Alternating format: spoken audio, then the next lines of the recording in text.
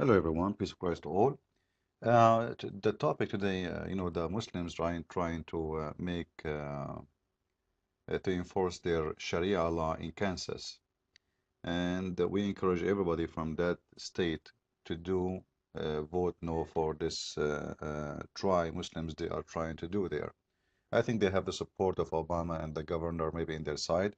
Sound fishy, but anyway, for those who do not know what this law mean, because many Americans they are very tolerant, and because of that, they don't know really what this is mean. They think, I saw a video made by Muslims. He's saying that if you say no to the Sharia law, you are going. It mean you are saying no to the Christian law, and you are saying no to the Jewish law. The idiot do not know that we don't have such a thing to practice in USA. The law we follow in here is the law of the state, not the law of a church or the law of the Jews. Idiot, liar, he's trying to fool you. So what the Muslim trying to sell out, that if you stop us from practicing our law, you cannot practice your law. Don't worry about it, Abdul, okay? Don't worry. The law says no foreign law is going to practice. Don't worry about that. Secondly, he's trying to make it as about if it's about economy. If you stop foreign law to be practiced in your country, then you cannot have really the business doing good, which is very false and stupid because right now we have such a law exist, but it's about business that business deals have to go by the law of there is many issues regarding a trade contract. It's based in the agreement. Like you can put in the agreement. This agreement. Let us say it's done in different land, in different country, in England. So if the two countries have agreement about their law, they can practice their law in different country.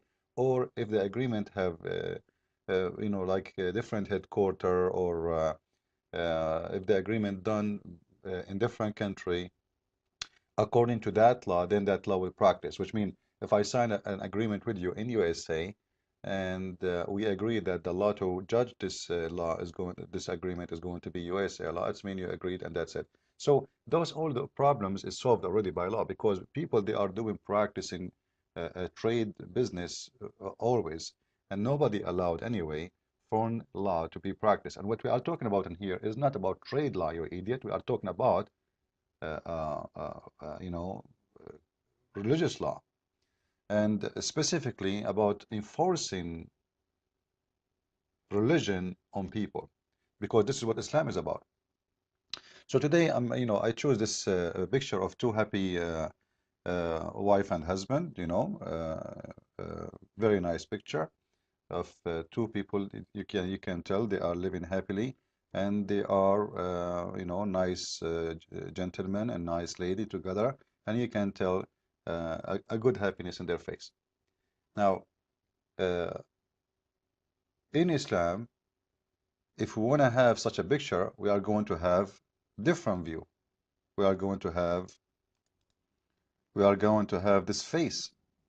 And some they might say, well, there is in America there is men who they beat their wives, and they are bad men. Not only Muslim men do that. This is true, but you know what? In America, if you do such a thing, you go to jail, and you are no Christian. Because where in the Bible it says you beat your wife, if you do that, you are an idiot, and then you deserve to go to jail. This is what the law says. So having Islamic Sharia law, it means that you can beat your wife legally, officially, and your wife, she cannot even call the police because it is your right to practice your law, to practice your religion. And as long you agree that this law can be practiced, it's mean that law can be practiced. Very simple. That's it. This is Islamic law. Man have the right to beat his wife. Now, somebody want to say to me, oh, the Muslims, they will not ask for this. Wait, wait, wait, wait. They are asking for Islamic law, not something specific. Like they're not asking to allow them to pray because you allow them to pray anyway. Everybody is allowed to practice his religion freely in this country as long as he is harming no one. They are asking for the whole system together, not one thing. So if we will practice this, it's mean a man, he can beat his wife and she cannot complain. I'm not going to mention, like, just last week, Taliban, they poisoned 140 girls in Afghanistan for a very simple reason, because girls, they went to school. According to Islamic law, women should not go to school. And that's why Taliban, they are really forcing their law on the Muslims. You can go right now and search for this. I'm not making things up. Just search in the news and you will see tons of them. Because they do that always, they put poison in a school, in the water, in the etc. So when girls they drink, they die. And what is the problem? Like they do it all over. 120 girls, 130, 60 girls, 140 girls. The whole school almost die. And what is the problem?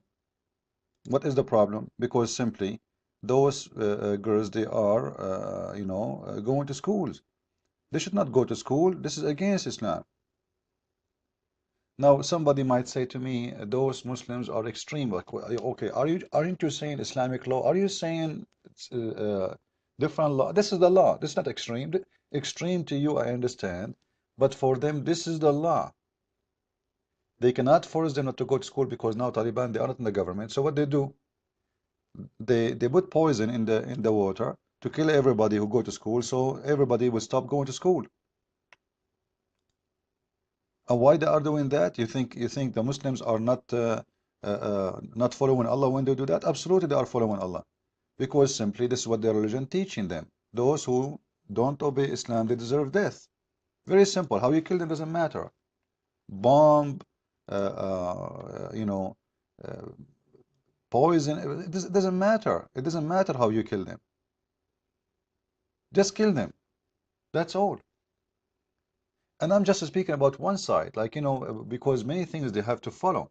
Inheritance, women in Islam, she cannot inherit equal to a man. And this is in the Quran. Go and read the chapter, Quran, chapter 4, verse number 9 and 10 and 11 and 12. Every man inherit twice. This is all have to follow. It's not only just one thing. Women, she cannot even divorce her husband. The man, he can divorce. This is only, I'm just talking about women. I'm not talking about other things, because Islamic law mean that even you as a Christian, you have no existence. Islamic law mean you are a second, a third citizen. Atheists have no right even in Islam, because atheists should be killed. So when we speak about Islamic law, we are speaking about a tragedy. And they try to say it out to us as it is a need. You cannot practice like a business. You cannot, as if the world cannot without Islam not exist. Actually, Muslims, that we are the one who is doing best with business, and we are the one who is successful, not you. If you have no oil, you have nothing. If you have no oil, you have nothing. So the Muslims, they come with this organization in Kansas, trying to enforce the Sharia law, and try to fool us that, it's a must. We need it. You cannot even practice your Christianity if we don't have Sharia law. Shut up, you idiot. Liars and deceivers. I will show you just a story, and this is from my book, I have a big section in my book about women's rights in Islam. I chose one thing. I have a lot of things actually, speaking about women, proving how ugly Islam is treating the women. And I'm not picking up my cherries, by the way, because this is just what it is. Now, in this story, and you can go read the translation of Muslims, by the way, Sahih al-Bukhari, book number 72. And we can go right now and see the Muslim translation if you don't like my translation. You will see that the women, according to this hadith, the Prophet of Islam, when she came to him to complain about what her husband did to her, Aisha, she said, she looked at the women and she said, and I'm quoting Aisha what she said now, right? She said, look at her. Her skin is greener than her clothes. Hear the story in front of us, if you read with me. After Aisha, she said that her clothes is greener than her skin is greener than her clothes, about this woman who was coming to complain about her husband beating her. Muhammad, he told her, you know what, if your intention to to go back to your ex-husband, because Muhammad, he come with a very genius rule, and this is part of Islamic law, that if your husband divorced you 3 times and he want to get you back, he cannot get you back until the woman she goes sleep with different one. So what this woman she did, following the Sharia law, and this is what Sharia law will provide you with, solution, which is going to be a disaster. This woman, she got divorced from her husband. She want to get married back to him, and she did marry that to do what Sharia law says. You marry a man, he divorced you, you go back to your husband. It sounds like it, huh? Read the story.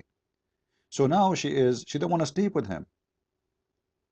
So Muhammad saying to her, you know what, if your intention